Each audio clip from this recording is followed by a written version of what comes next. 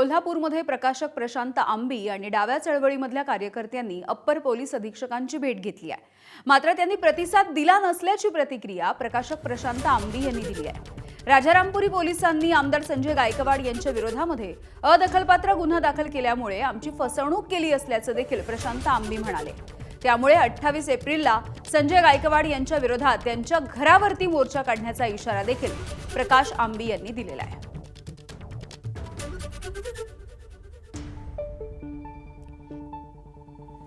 लोकशाही मार्गाने ज्यांचा दबाव आहे, ज्या गृहमंत्री खात्याचा दबाव आहे, त्या मुख्यमंत्री फडणवीसांचा पुतळा आम्ही जाळणार आहोत आणि तोही लोकशाही मार्गाने आम्हाला तो अधिकार आहे।